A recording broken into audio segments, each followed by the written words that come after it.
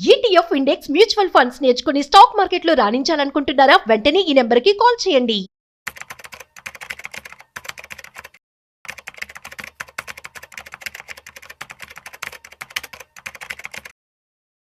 నమస్కారం అనిల్ సింగ్ గారు. నమస్తే శిరీష. సార్, చాలా మంది కూడా అంటే వాళ్ళకి అవసరాల కోసమని లోన్స్ అయితే తీసుకోవడం మనం చూస్తూ ఉన్నాం. అలా తీసుకున్న లోన్స్కి సరిగ్గా ఈఎంఐ కట్టకపోయేసరికి క్రెడిట్ కార్డ్ యూజ్ చేస్తే ఆ క్రెడిట్ స్కోర్ అనేది చాలా వరకు తగ్గడానికి లోన్ తీసుకోవడమే కారణం అని చెప్తూ ఉన్నారు. బట్ కొన్నిసార్లు మనం చూస్తే లోన్ తీసుకోకపోయినా కూడా క్రెడిట్ స్కోర్ అనేది చాలా తక్కువగా ఉంటుంది. ఎందుకంటారు? రీజన్ ఏంటి? దీనికి ముఖ్యంగా 4 కారణాలు ఉన్నాయి. ఒకటి కాదు, 2 కాదు. Of course there are 4 different reasons which are very crucial, key reasons అనమాట. ఓకే. ప్రతి విషయంలో కొన్ని ఇంపార్టెంట్ కీ ఎలిమెంట్స్ ఉంటాయి.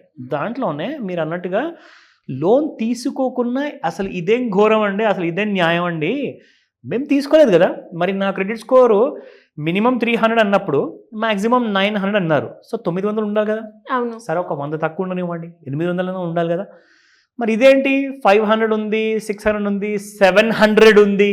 అసలు ఎందుకు? అసలు న్యాయం చేస్తే ఈ బ్యాంకులో ఉన్న సిబిల్ స్కోర్ తయారు చేసే వాళ్ళు కానివ్వండి, ఆర్ క్రెడిట్ స్కోర్ తయారు చేసే వాళ్ళు కానివ్వండి, క్లియర్ కట్గా స్టేట్మెంట్ ఇస్తే ఆ మాట మీద ఉండాలి అంటారు.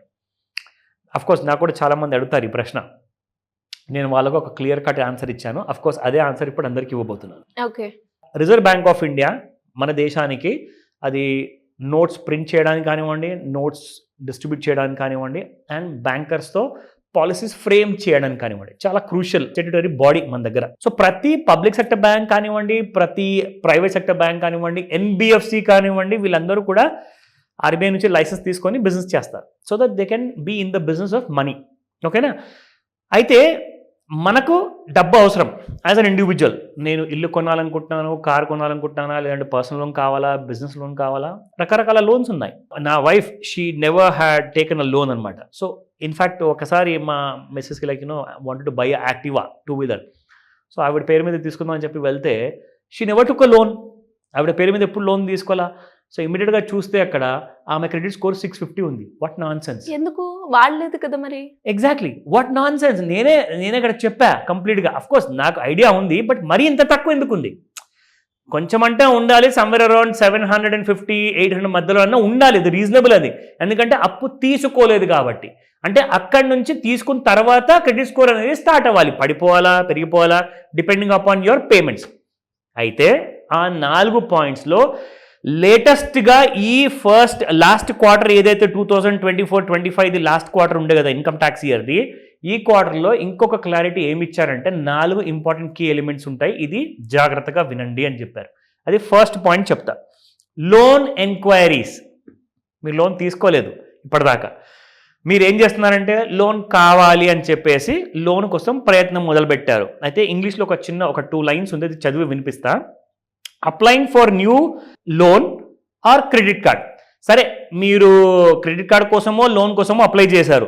Can lead to a hard enquiry which may temporary lower your score. ఈ విషయం మీ అందరికి తెలుసా? అంటే దీనికి అర్థమేంటో చెప్తా. సో మీరు పర్సనల్ లోన్ కావాలో ఏదో ఒక లోన్ కావాలని చెప్పేసి మీరు బ్యాంక్లో ఒక అప్లికేషన్ లేదంటే ఆన్లైన్లో నేను చూపించినలాగా మీరు డీటెయిల్స్ అన్ని నింపేసి మీ పాన్ కార్డ్ నంబర్ ఇచ్చేసి మీ పూర్తి పేరు ఇచ్చేసి మీరు అప్లై చేశారు. అది క్రెడిట్ కార్డ్ కోసమా లోన్ కోసమా? అప్లై చేసిన తర్వాత ఆ లోన్ అనేది మీకు రాలేదు. మీ క్రెడిట్ స్కోర్ మాత్రం చాలా బాగుంది, కానీ మీకు లోన్ ఎందుకు రాలేదు? ఎందుకంటే మీకు శాలరీ బ్యాంక్లో క్రెడిట్ అవ్వకపోవడం వల్ల కాకపోవచ్చు, అండ్ మీ శాలరీ మరీ తక్కువగా ఉండొచ్చేమో, 10,000 తక్కువ ఉండొచ్చు, లేదంటే 15,000 కింద ఉండొచ్చేమో. అలాంటి వాళ్ళకి కొంచెం జనరల్గా అన్ని బ్యాంక్స్ లోన్ ఇవ్వవు, కొన్ని బ్యాంక్స్ ఇస్తాయి. కానీ అక్కడ రిజెక్ట్ అయ్యడం వల్ల ఏమవుతుందంటే 800 ఆర్ 700 మధ్యలో ఉన్న క్రెడిట్ స్కోర్ కాస్త సడన్గా 50 పాయింట్స్ తగ్గి 650కి వస్తుంది. కానీ ఇప్పుడు నా పర్సనల్ లైఫ్ గురించి నేను చెప్పా, అక్కడ మాత్రం మేము అప్లై చేయలేదు కదండి. మరి 650 ఎందుకు వచ్చింది అంటే, మీరు యాక్చువల్గా మీ బ్యాంకు వైపులో నుంచి, అంటే మా మిసెస్కి ఏదైతే బ్యాంక్లో సేవింగ్స్ అకౌంట్ ఉందో అక్కడ క్రెడిట్ కార్డ్ తీసుకొని కాస్తంత ఓవర్ లిమిట్ యూజ్ చేశామన్నమాట. సో ఏం జరిగిందంటే, ఫర్ ఎగ్జాంపుల్ అదొక 50,000 క్రెడిట్ కార్డ్ లిమిట్ ఉన్నప్పుడు మనం ఏం చేయాలి అంటే 30% లోపే వాడాలి. అంటే 30% అంటే 15,000 లోపే వాడాలి. మేమేం చేసామంటే ఏదో ఒక వస్తువు కొనాల్సినప్పుడు అప్పుడు 25,000 రూపీస్ కోసం వాడాము, వాడేసి మళ్ళీ కట్టేసాం. కానీ మీరు 30% కంటే ఎక్కువగా వాడారని చెప్పేసి క్రెడిట్ స్కోర్ తగ్గిందట. This was like shocking to me. అదేంటబ్బా, అసలు మేము లోన్ తీసుకోనే లేదు, తీసుకున్న మీ డబ్బులు కూడా మేము 30 days లోపల మేము తిరిగి కట్టేసాం కదా అని చెప్పేసి నేనెంత చెప్పినా కానీ వాళ్ళు ఒకటే మాట, అంటే ఇది ఇప్పటి విషయం కాదండి, this is about 15 years back మాట చెప్తున్నాను, ఇది మొదటి మాట కాదు. 15 సంవత్సరాల ముందు మొట్టమొదటిసారి లోన్ తీసుకోవడానికి, ఒక బైక్ తీసుకోవడానికి వెళ్ళినప్పుడు. సో అప్పుడు వాళ్ళు ఏం చెప్పారంటే, మీరు క్రెడిట్ కార్డు వాడినప్పుడల్లా కొన్ని జాగ్రత్తలు వహించాలి, మీరు లోన్కి అప్లై చేసేటప్పుడు 100% మీకు క్లియర్ కట్గా మీకు లోన్ వస్తుందంటేనే మీరు లోన్ కోసం అప్లై చేయండి, లేదంటే అక్కడ అప్లికేషన్ మాత్రం రిజెక్ట్ అవుతుంది, కానీ మీరు అప్లై చేసినందుకు పాయింట్స్ మాత్రం తగ్గుతాయి. ఇది point number 1. Point number 2, credit card usage spike. ఇందాకే నేను మీకు క్రెడిట్ కార్డ్ ఎగ్జాంపుల్ ఇచ్చా, ఇది ఆ ఎగ్జాంపుల్ కాదు. ఫర్ ఎగ్జాంపుల్, ఇప్పుడు ఒక 50,000 క్రెడిట్ లిమిట్ ఉందండి క్రెడిట్ కార్డులో. అయితే మీరు ఏం చేస్తారు, ప్రతిసారి జాగ్రత్తగా నేను 30% లోపలే వాడతానని చెప్పేసి మీరు 15,000 వరకు వాడుతున్నారు, మిగతా 35,000 మీరు వాడట్లా. సో బ్యాంక్ ఏం చేస్తుందంటే, 1 నెల చూస్తుంది, 3 నెలలు చూస్తుంది, 6 నెలలు చూస్తుంది, సంవత్సరం చూస్తుంది, ఓహో ఈయన రెగ్యులర్గా చాలా బాగా 30% లోపల వాడుతున్నారు, సో ఈయనకి మనం క్రెడిట్ లిమిట్ పెంచిస్తే ఈయన ఇంకెక్కువ వాడతాడు కదా, సో మనకే బిజినెస్ ఎక్కువ వస్తుంది కదా అని చెప్పేసి బ్యాంక్ ఏం చేస్తుందంటే, మీకు 50,000కు బదులు ₹1,00,000 ఇస్తుంది.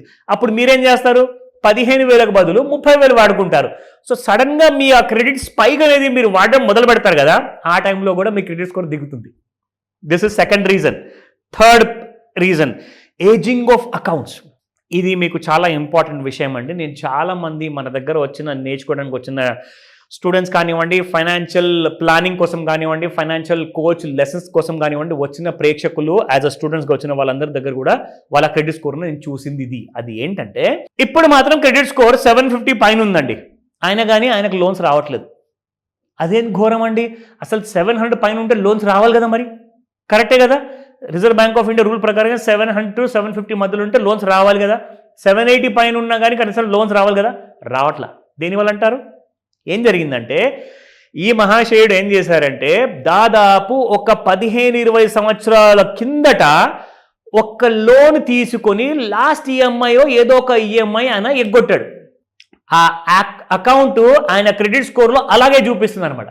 కానీ అది ఇన్యాక్టివ్ అయిపోవడం వల్ల ఆ అకౌంట్ క్లోజ్ అయిపోయింది. అంటే వాళ్ళు ఏం చేశారంటే, ఆ బ్యాంక్ వాళ్ళు ఇది ఒక ఎన్పిఏగా మారింది, అంటే నాన్ పర్ఫార్మింగ్ యాసెట్గా మారింది. ఈయన ఒక ఈఎంఐ మనం కట్టలేనందువల్ల ఈ ఒక ఈఎంఐ ఇప్పుడు ఏం అడుగుతూ తిరుగుతామని చెప్పేసి పాపం ఆ బ్యాంక్ ఒకవేళ క్లోజ్ చేసినట్టున్నారు. సో ఏజింగ్ ఆఫ్ అకౌంట్ ఏదైతే ఉంటుందో, బ్యాంక్ కొత్త లోన్ ఇచ్చేటప్పుడు కొత్త బ్యాంక్ కూడా ఏం చూస్తాడంటే, బాబు నీ గతంలో ఇంకేమైనా పాపాలు ఉన్నాయా, ఏదైనా తప్పులు ఉన్నాయా అని చెప్పేసి చూసినప్పుడల్లా అక్కడ అది ఎప్పటికీ జీవితాంతం చూపిస్తూనే ఉంటుంది క్రెడిట్ స్కోర్లో, రిపోర్ట్లో, దాట్ నువ్వు ఎప్పుడో 20 సంవత్సరాల కింద తీసుకున్న ఒక లోన్ అమౌంట్లో నుంచి చిన్న ఛార్జెస్ అమౌంట్, అది ₹30 కానివ్వండి, 3,000 కానివ్వండి, 3,000 కానివ్వండి, ఒకవేళ కట్టలేదనుకోండి మీకు లోన్ రాదు. ఫ్యూచర్లో క్రెడిట్ స్కోర్ పెరుగుతుంది, కానీ ఆ ఏజింగ్ అకౌంట్ వల్ల రాదు. ఇప్పుడు 4వ point, very important. Now this is a chance. మీకు క్రెడిట్ స్కోర్ తక్కువ ఉంది, కానీ మీ దగ్గర ఏజింగ్ అకౌంట్స్ లాంటివి లేవు, మీరు ఎక్కువగా క్రెడిట్ స్పైక్ కూడా చేసుకోలేదు, అండ్ మీరు ఏ లోన్కి ఇప్పటిదాకా అప్లై చేయలేదు, అయినా కానీ మీ క్రెడిట్ స్కోర్ తగ్గింది. అయితే మీ తప్ప కాదు కదా. That is called as errors on credit report. అయితే మీరు ఏం చేయొచ్చు, ఎర్రర్స్ అంటే వాళ్ళ వైపు నుంచి తప్పు జరిగింది, మీ వైపు నుంచి కాదు, మీరు నాట్ అట్ మిస్టేక్. అయితే మిస్టేకన్లీ లేట్ పేమెంట్స్ ఉన్నాయని చెప్పేసి చూపెట్టడం మీ క్రెడిట్ స్కోర్లో, డూప్లికేట్ అకౌంట్స్ అనవసరంగా 2 సార్లు చూపెట్టడము by mistake, or even identity theft can cause a drop. అంటే మీ పాన్ నంబర్ని ఇంకొకరు వాడి వాళ్ళు లోన్ తీసుకోవడం, దానికి మీరు రెస్పాన్సిబులా? కాదు కదా. So these often go unnoticed unless you check your credit report thoroughly. So ఇక్కడ చెప్పడానికి అర్థం ఏంటంటే, మీ క్రెడిట్ రిపోర్ట్ ఒకవేళ మీరు సరిగ్గా చదివి అర్థం చేసుకోలేకపోతే మీరు నన్ను అడగండి, మీరు ఒక ఫైనాన్షియల్ ఎక్స్పర్ట్ని అడగండి, మీ బ్యాంక్ మేనేజర్ని అడగండి, వాళ్ళు మీకు హెల్ప్ చేస్తారు. అంతేగాని ఇది నా కర్మ, ఇది నా బ్యాడ్ టైం అని చెప్పి మాత్రం మీరు కుమిలిపోవద్దు. ఎందుకంటే ఎర్రర్స్ ఇన్ రిపోర్ట్ ఉన్నాయా లేదా అన్న విషయం మీకు తెలియదు కాబట్టి అర్జెంటుగా ఒక ఎక్స్పర్ట్ హెల్ప్ తీసుకోండి. At the same time you will get a full help. డెఫినెట్గా సార్ మీరు అన్నట్టుగానే అంటే మనకు తెలియదు మన క్రెడిట్ స్కోర్ మనం ఈఎంఐ కరెక్ట్గానే కడుతున్నాం అని అనుకుంటారు, కానీ మీరు చెప్పిన పాయింట్స్ ఏదో ఒక పాయింట్లో మనకు తెలియకుండానే జరిగిపోతూ ఉంటుంది.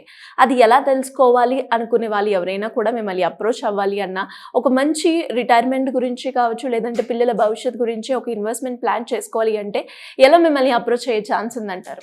ఫస్ట్ ఆఫ్ ఆల్ మనకు ఫస్ట్ సండే ఆఫ్ మే నెలలో we're gonna have a solid master class exclusively for credit report. చాలామంది కన్ఫ్యూజ్ అవుతున్నారు ఇక్కడ, ఎందుకంటే సిబిల్ రిపోర్ట్ అంటే మాకు తెలుసండి, క్రెడిట్ రిపోర్ట్ అంటే ఏంటి అంటారు. అసలు సిబిల్ అన్నది కంపెనీ పేరు, అది సిబిల్ అంటే మీ క్రెడిట్ స్కోర్కి అర్థం కాదు.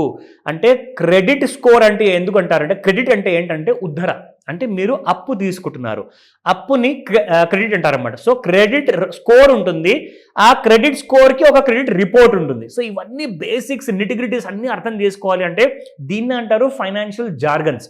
సో ఇవన్నీ కూడా నేర్చుకోవాలి అంటే ఖచ్చితంగా ఈ స్మార్ట్ క్లాస్ మీకు చాలా ఉపయోగపడుతుంది.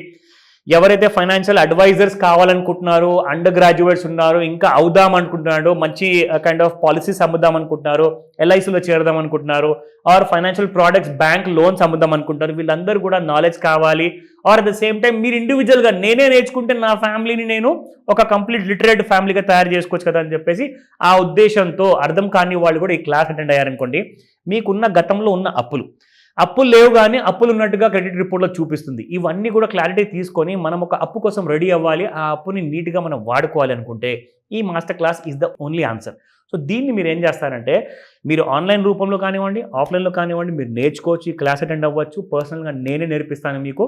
అండ్ దీనికోసం మీరు చేయాల్సిందల్లా స్క్రీన్ పైన కనిపిస్తున్న నెంబర్ కాల్ చేయండి లేదా వాట్సాప్ మెసేజ్ పెట్టండి త్వరగా, సో దాట్ మీరు ఈ ఉన్న ఏదైతే ఫైనాన్షియల్ జగ్లింగ్ ఉందో అలాంటి కైండ్ టెన్షన్లు లేకుండా ఒక క్లారిటీతో ఫైనాన్షియల్ థరో లిటరసీతో మీరు ముందుకెళ్ళొచ్చు. దానికి నేను తోడ్పడతాను life long. Thank you sir. Thank you so much. Welcome Shirisha. Suman టీవీలో మీ పర్సనల్ అండ్ బిజినెస్ ప్రమోషన్స్ కోసం కింది నెంబర్కి కాంటాక్ట్ చేయండి.